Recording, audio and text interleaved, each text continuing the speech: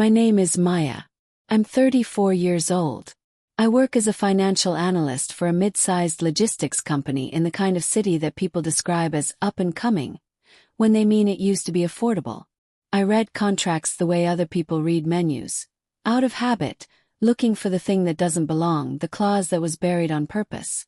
It's not a glamorous skill, but it is a useful one. I've been married to Derek for 6 years. We met when I was 27 and he was 29, at a work conference neither of us particularly wanted to attend. He was funny in a dry, understated way. He was the kind of man who held elevator doors and remembered how you took your coffee and showed up when he said he would. For the first 2 years that was enough. For a long time I thought it was more than enough. I need to tell you about my father before I tell you about the house. My dad, Raymond, was a man of very few words and very organized paperwork. He worked in municipal planning for 31 years.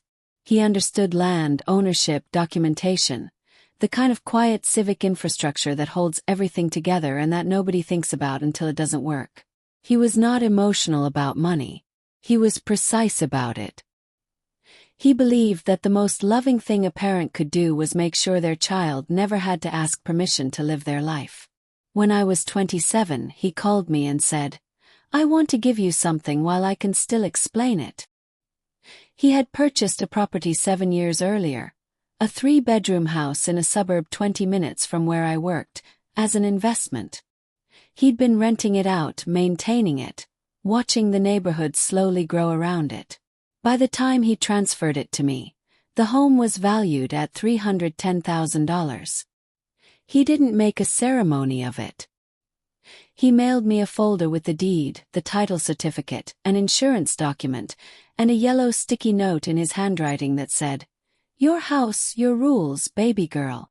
I was so overwhelmed I put the folder in a box and didn't process what it meant for almost a month. Derek and I moved into that house 8 months after we got married. I was 28. We painted the kitchen a green that I chose and Derek said looked like split pea soup, and I told him that was exactly why I loved it. We had a housewarming dinner with 9 friends and I felt, standing in that kitchen, something I can only describe as vertical, like I was exactly where I was supposed to be, standing on ground that was mine. I was paying the mortgage. I was paying the utilities. The house was in my name. Derek knew this. He had signed the marriage certificate and moved into my house, and to his credit, he never pretended otherwise, in private. The problem was Linda. Linda arrived 14 months into our marriage. Derek's father had passed the previous winter and Linda, who had been living in a 2-bedroom rental 40 minutes away, had decided. I still don't know exactly when this decision was made or who she consulted, certainly not me, that she would be more comfortable closer to family.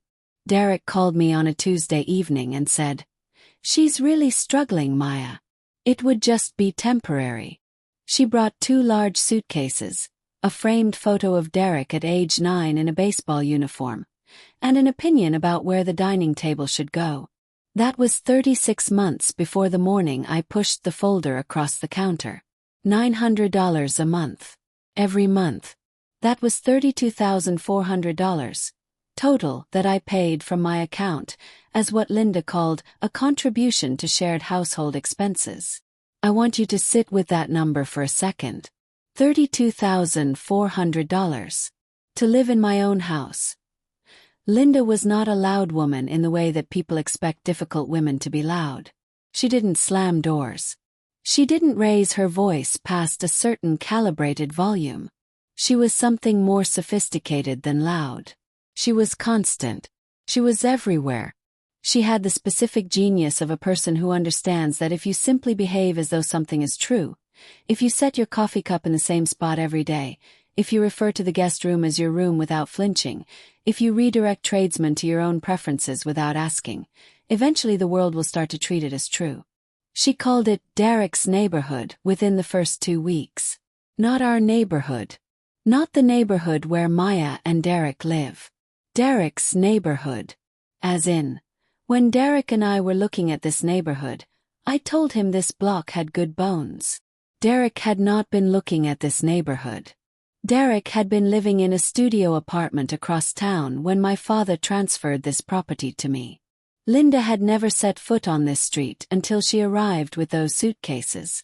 But she said it with such comfortable authority, waving her hand toward the window like she was gesturing at something she'd curated, that Derek would just nod, and the conversation would move on, and I would sit there doing the math on what it costs to correct a woman like that in her own son's presence. The cost, I had decided early on, was too high. So I paid the other kind. The $900 arrangement started in month 3 of her stay. I want to be precise about how it was framed because the framing matters. Linda didn't ask me for money. What happened was a Sunday dinner conversation, Derek, Linda, and me, during which Linda mentioned, thoughtfully, that the utility bills in a 3-person household were naturally higher than in a 2-person household, and that she felt terrible about being a burden, and that she wished she could contribute more. She looked at Derek when she said it. Derek looked at me. And somehow, before dessert, I had agreed to reduce what I called her rent contribution from what would have been a fair market rate for the spare bedroom, roughly $1,200 in that area, to $900, framed as a household utility share. As if she were doing me a courtesy by accepting less than she deserved, I wrote the first check the following Friday. I wrote 35 more after that. The favoritism toward Derek was architectural. It was built into every interaction. Linda cooked Derek's childhood meals on Sundays and placed them on the table with the same reverence other people reserve for religious ritual.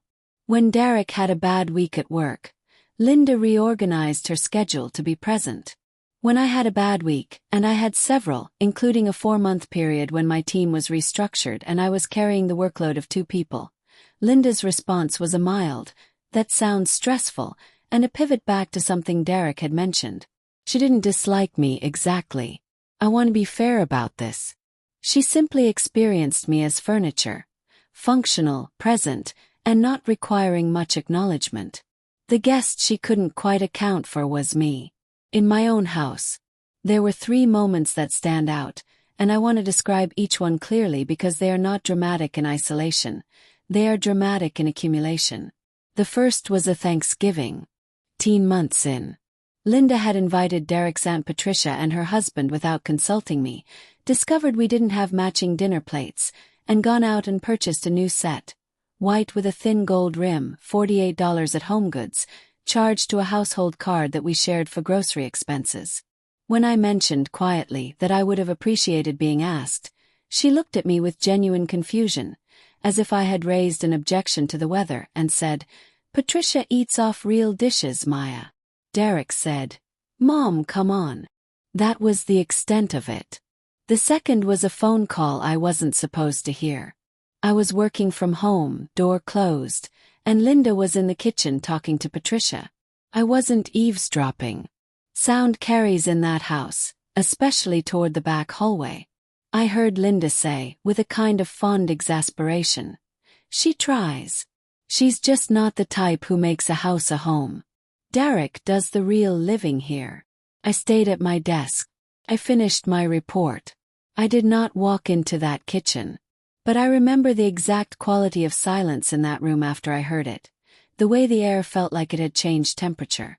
The third was a dinner party in April of last year. People, 4 couples. Linda had inserted herself into the planning, which I had allowed because choosing battles is a survival strategy, not a weakness. Midway through the main course, one of Derek's friends, a man named Garrett who I had always found tolerable if slightly oblivious, asked Linda how long she'd lived in the house. Linda set down her fork, looked around the table with a warmth that I can only describe as proprietary, and said, "Oh, this has always been the family home. Derek grew up in houses like this. It just made sense for all of us to be under one roof." Garrett nodded. His wife smiled. Derek topped off his wine. Nobody looked at me. I excused myself to check on something in the kitchen. I stood at the counter, my side of the counter, and I breathed. I thought, this woman has just rewritten the history of this house at my dinner table, in front of my guests, and no one noticed. No one corrected her. Not even my husband. That was the night I started paying attention differently. What they didn't know was, I was already the most dangerous person in that room. I just hadn't remembered it yet. The dinner party in April was a warning sign I filed away and didn't act on immediately. That's important to understand about how I'm wired. I don't react. I observe, I catalog, and I wait until I have enough information to move with precision rather than emotion. It's what makes me functional at my job and what made me, for too long, passive in my own home. There is a version of patience that is a virtue. And there is a version that is just fear wearing a cardigan. What finally cracked it open wasn't a dinner party. It was a Wednesday evening in late September. The kind of evening that doesn't announce itself. Overcast, a little cool, the smell of someone's fireplace starting up somewhere on the block.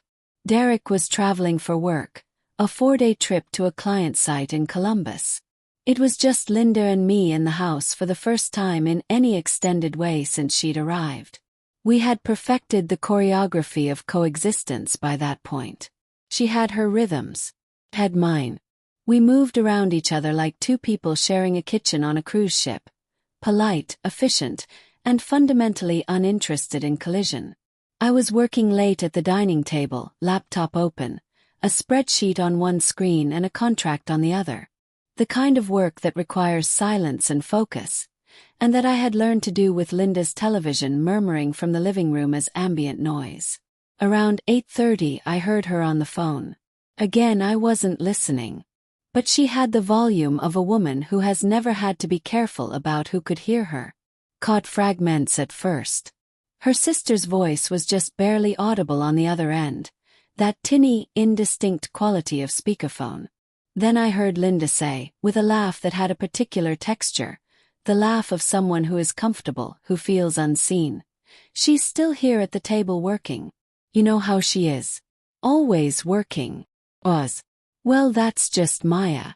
She doesn't entertain, she doesn't decorate, I don't know, Cheryl, I think she's just not a nester. Some women aren't. Another pause.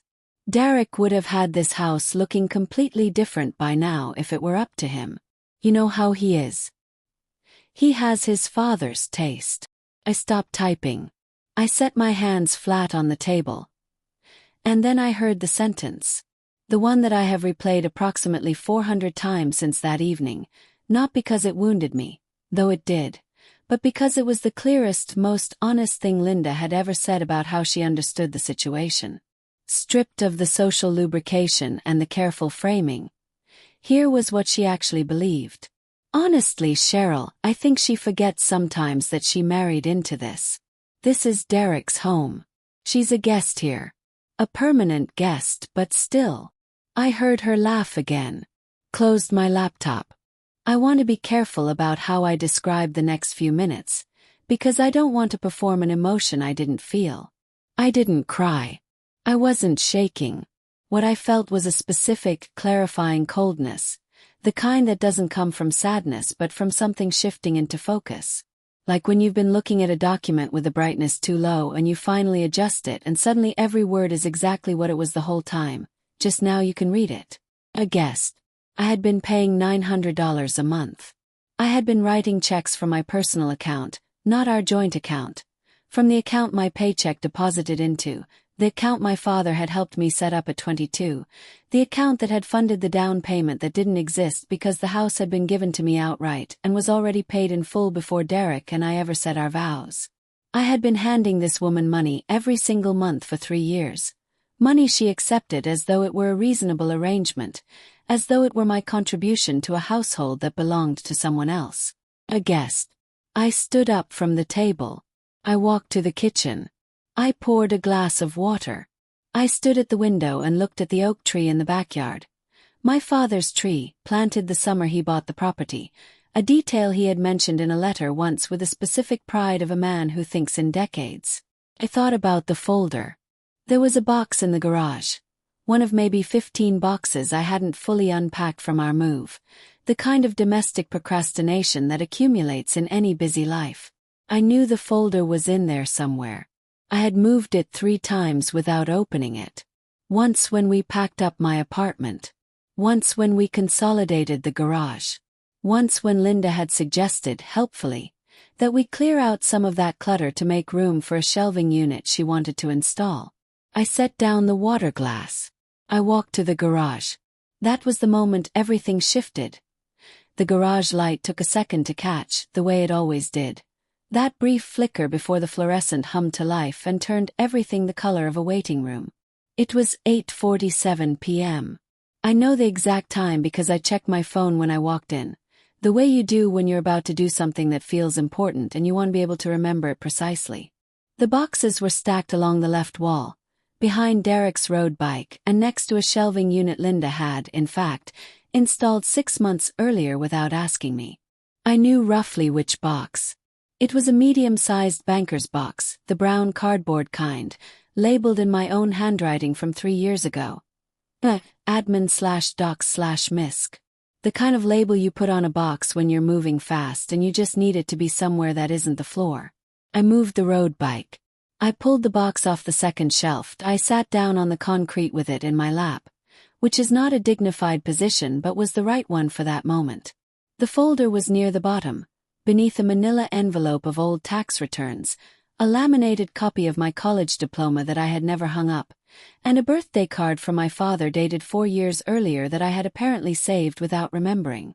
The folder was a standard legal-size manila folder, slightly creased along the spine, with a rubber band around it that had gone brittle with age.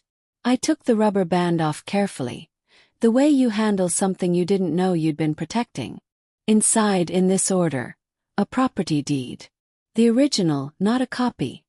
I could tell by the weight of the paper and the notary embossment in the lower right corner. Name: Maya Renee Collins. My maiden name, my legal name, the name on my financial accounts and my professional certifications. The address of the house I was currently sitting 20 feet from. Transfer date: 7 years prior. Grantor: Raymond A. Collins. Grantee: Maya Renee Collins. Title certificate: also original. Also bearing my name exclusively. No co-owner. No lien. No encumbrance listed. A paid in full, free and clear residential property. A 1-page insurance summary, naming me as the sole policyholder. And the sticky note, yellow, 3x3, my father's handwriting in blue ballpoint, slightly pressed into the paper the way he always wrote, like every letter mattered and needed to be anchored to the page. Your house, your rules, baby girl. I sat in that garage for 22 minutes. I know because I checked my phone when I finally stood up, and then I checked it again when I walked back inside. And the gap between those two timestamps is the length of what I can only describe as a reckoning. Not a dramatic one. Not the movie version where the music swells and the woman holds the document up to the light. Just a quiet, concrete, cellular understanding that the ground I was standing on had always been mine, and that the story Linda had been telling, to Cheryl, to Garrett, to the 8 people at my dinner table, to my husband in 100 small confirming silences, that story had no legal standing. It had no deed. Had no title. It had no name on any document anywhere. It had nothing. I thought about my father. I thought about the way he had mailed this folder. Not handed it to me, mailed it with a stamp and everything, the way you send something when you want it to arrive officially. I thought about the specific care of a man who spent 31 years in municipal planning putting a rubber band around documents he wanted his daughter to have forever. I thought about $32,400. I thought about a guest. I went inside. I put the folder on the kitchen counter. I made a cup of chamomile tea I didn't particularly want. I sat at the dining table, the same table where I had been working 90 minutes earlier, and I opened my laptop. But I wasn't opening a spreadsheet, I was opening my contacts, looking for the name of an attorney I had worked with 2 years earlier on a contract dispute at my company. Her name was Patricia Osei. She was a real estate and property attorney with 14 years of experience, a reputation for being methodical to the point of intimidating, and an email response time that suggested she either didn't sleep or didn't tolerate inefficiency. I emailed her at 9:23 p.m. The subject line was, residential property question. occupancy and ownership clarification. Kept it brief. I told her I had located the original deed and title for residential property I owned outright, that there was a third-party occupant who had been residing in the home for 36 months under an informal arrangement, that no lease had ever been signed, and that I needed to understand my legal position fully before taking any steps. She replied at 7:02 the following morning. Her first line was, "Your position is very strong. Let's talk." I read that line and felt something I hadn't felt in 3 years. I felt like the person who owned this house. Here is what I did not do. I did not confront Linda that Thursday morning over breakfast. I did not call Derek in Columbus and deliver an ultimatum at 10 p.m. while he was in a hotel room. I did not post anything. I did not tell my friends, my coworkers, or my mother. I did not change the locks, which Patricia had specifically advised against. Don't touch anything until we've done this properly. And I did not give any indication, in any interaction with Linda over the following 11 days, that anything had changed. I made coffee. I said good morning. I moved through the house the way I always had. But underneath that, quietly, with the same methodical focus I bring to a financial audit, I was building something. The first call with Patricia lasted 48 minutes. She walked me through the legal landscape with the precision of someone laying out a map before a long drive. The core facts were unambiguous.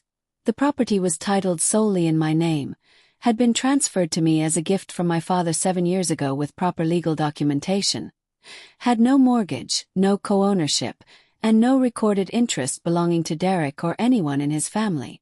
My marriage to Derek did not transfer ownership of the property to him.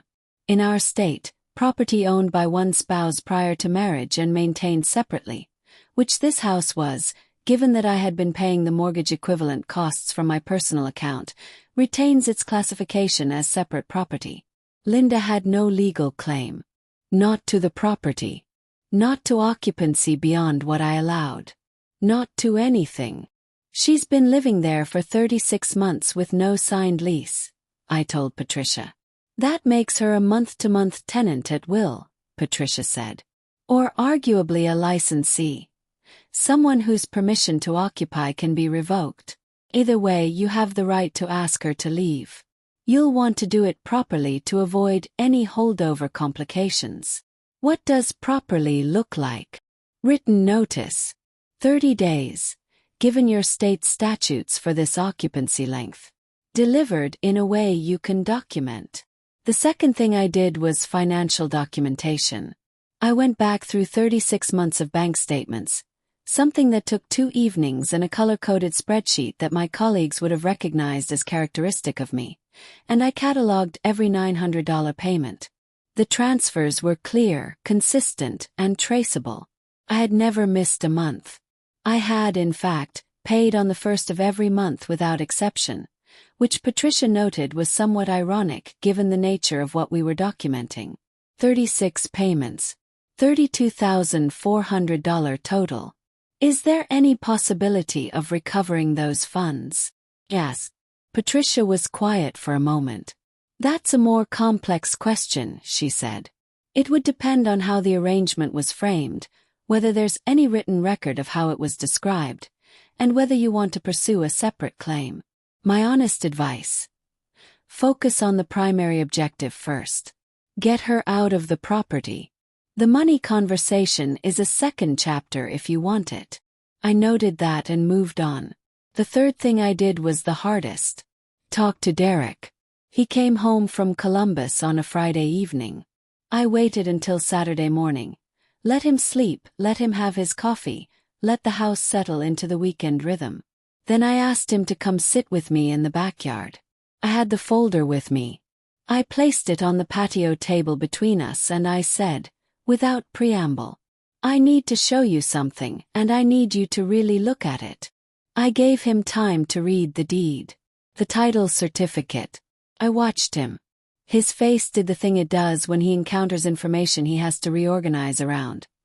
A kind of stillness like a computer processing a large file. He said, I know the house is yours, Maya. I said, do you? Because your mother told her sister 2 weeks ago that I'm a guest here. And for 3 years, I've been paying her $900 a month to live in my own home. He was quiet that I told him what was going to happen. Not what I was considering. Not what I was thinking about. What was going to happen. Linda would receive formal written notice. A 30-day notice to vacate, drafted by my attorney, delivered via certified mail to the address of the property, which was my address. Derek could tell her in advance or not. That was his choice, and I respected that it was not a simple one. But the outcome was not a choice. It was a fact. Derek said, "Maya, she has nowhere." I said, "Derek, I need you to hear me. This is not a negotiation. This is me telling you as a courtesy what is going to happen so that you can decide how you want to be present for it." He looked at the deed again. He didn't say anything for a long time. Then he said, "Okay." Just that. "Eh." And I have thought about that word many times since. The weight of it, the resignation in it, and also, somewhere underneath, something that might have been relief. A man who had spent his whole life inside his mother's narrative finally encountering a document that the narrative couldn't argue with. Patricia sent the formal notice on a Tuesday. Certified mail, signature required. Delivered to the property address. Linda signed for it herself, not knowing what it was, at 10:48 a.m. on a Wednesday morning. I was at my office. My phone lit up with Derek's name 11 minutes later. I let it ring. I was in the middle of something. I finished my work, poured a cup of coffee, and called him back 20 minutes later. He said she was upset. I said, "I know." He said she wanted to talk to me. I said, "There's nothing to discuss. The notice is legal and proper. The date is the date." He was quiet again. I said, "Derek, I love you. But this is my house. Has always been my house. And I need you to decide if you understand that, really understand it, before we figure out what happens next between us." That sentence cost me something real to say. I want to be honest about that. Because I wasn't just serving notice on Linda. I was, in some very direct way, serving notice on the version of my marriage that had allowed all of this to accumulate. And I didn't know yet which way Derek would fall. I drove home that evening and parked in the driveway for a few minutes, looking at the house. The oak tree was holding its leaves, the way it always did late into the season. On the morning of the 30th, I made coffee. I set 2 mugs on the counter. Waited. And when Linda came downstairs at 7:14 in her blue robe and her slippers, I slid the folder across the table. The rest you already know. Let me tell you what happened after I walked away from that table. Linda sat there for a long time. I know because I could hear the absence of movement from the kitchen. No chair scraping, no slippers on the hardwood, no refrigerator opening. Just the particular silence of a person who has spent years filling every room with their presence and has suddenly run out of language. I stood at the kitchen window with my coffee and I watched the oak tree, and I felt, for the first time in 3 years, that the air in that house had a different quality. Lighter. Like a pressure system had shifted overnight. She came to find me eventually. I had expected tears. I had expected volume. I had expected the performance that people like Linda reserve for moments when the script has been taken away and they have to improvise. What I got instead was something I hadn't prepared for. She was quiet. Genuinely quiet. She stood in the doorway between the kitchen and the living room, the folder held in both hands, and she looked at me with an expression I can only describe as the look of a person who has just understood, for the first time, that a game they believed they were winning had rules they never read. She said, "Maya, I never meant." I said, "Linda, the date is on the notice. Patricia Osei's number is at the top if you have legal questions." She said, "This is Derek's home too. And this is the part one want you to hear clearly, because it is the most important sentence I have ever said in that house." I said, "Derek is my husband. He is welcome here as long as we are married. You are his mother. That relationship has no square footage attached to it." She left the kitchen. I finished my coffee. What followed over the next 30 days was not a clean or painless process. I want to be honest about that, because stories like this are often told as though justice arrives in a single satisfying wave and then everything is smooth and golden afterward. That is not how it works. What it actually looks like is more procedural, more exhausting, and more human than that.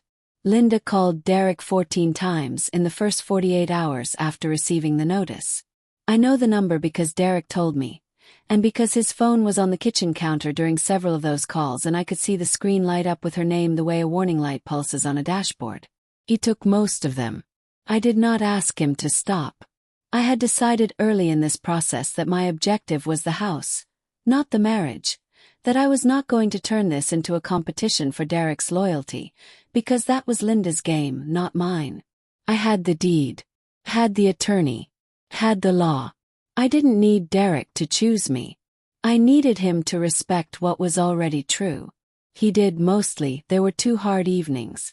One where he sat across from me at the dining table, the same table, always the same table in this story, and said with genuine anguish, "She has nowhere to go, Maya. She's 64 years old." And I looked at him and said, "Derek, she has a sister in a 3-bedroom house 40 minutes away who has been her closest friend for her entire adult life. She has options. She just hasn't needed them because I have been paying $900 a month for her to not need them." He didn't argue with that. He couldn't. The numbers were the numbers. The second hard evening was quieter.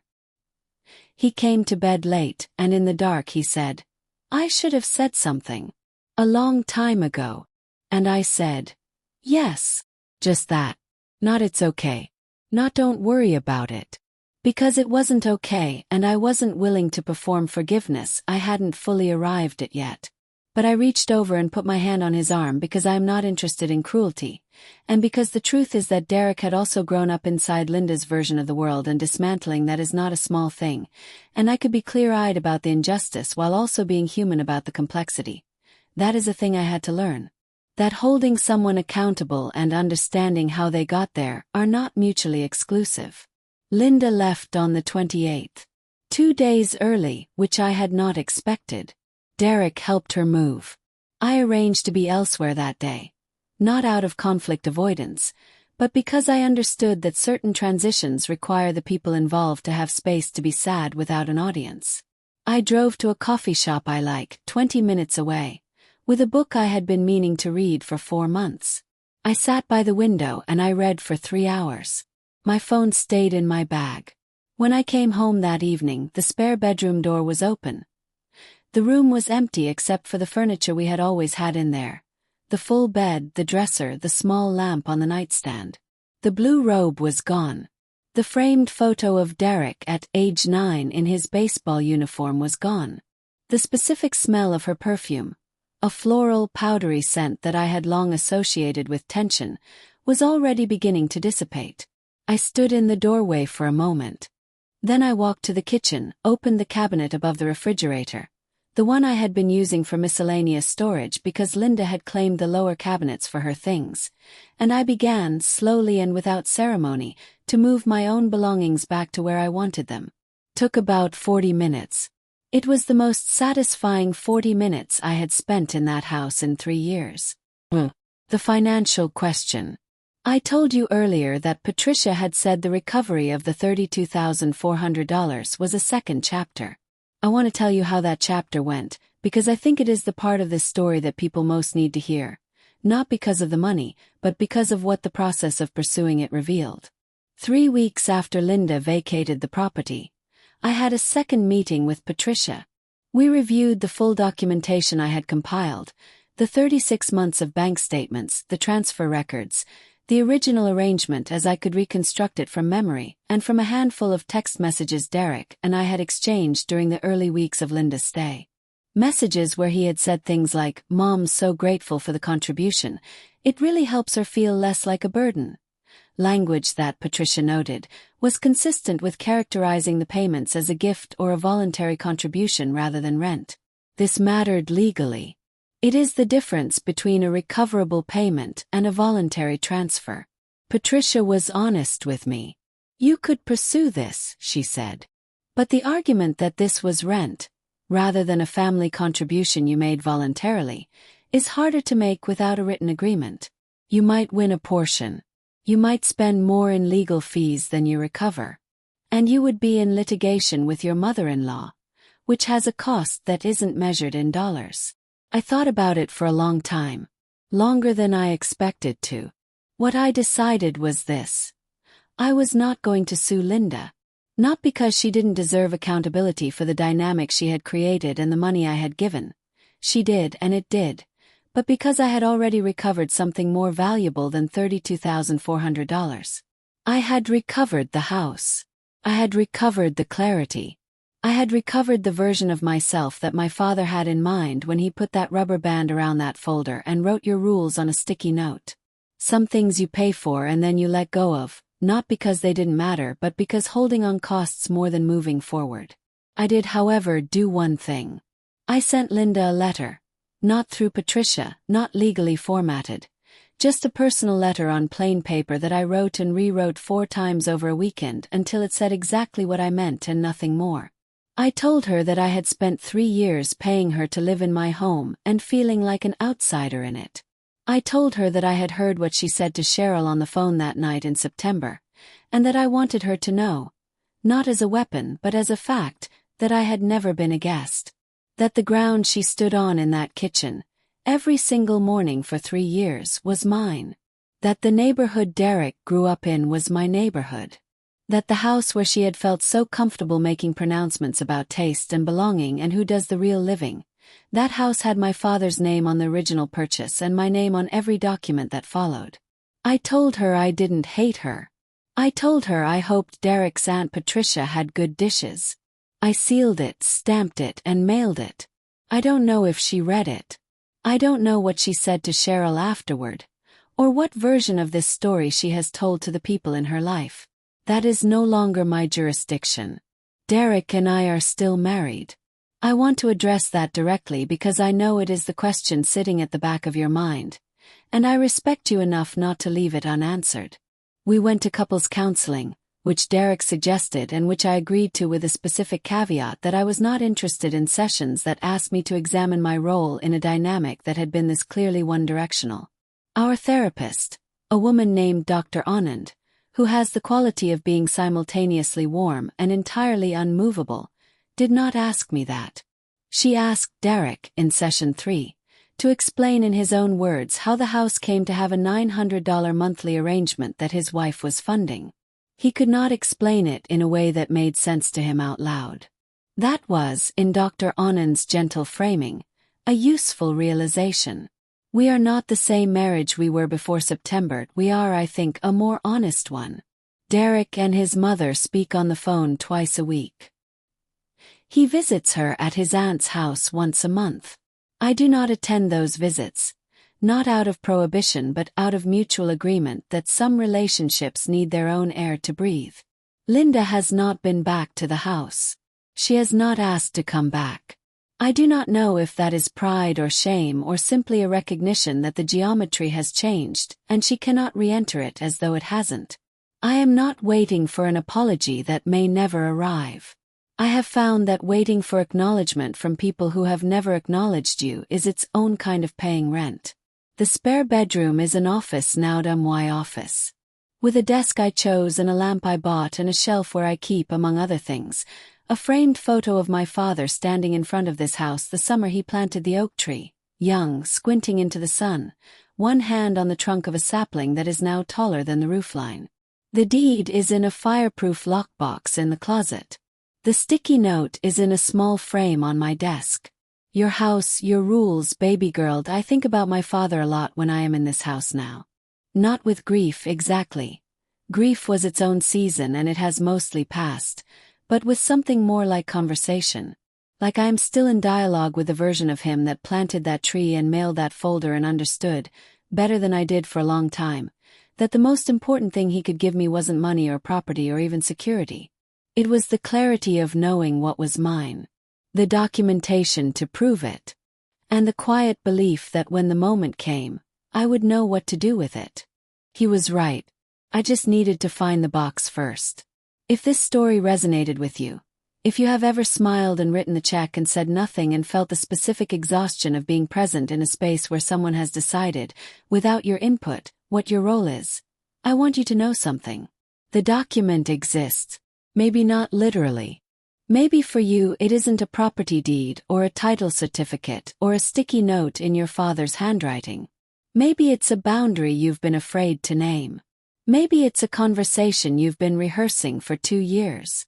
Maybe it's simply the recognition, arriving quietly the way real recognitions do, that the ground you're standing on was always yours and that you do not need anyone's permission to stand on it like you know it.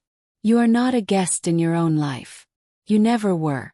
Tell me in the comments where you're listening from today.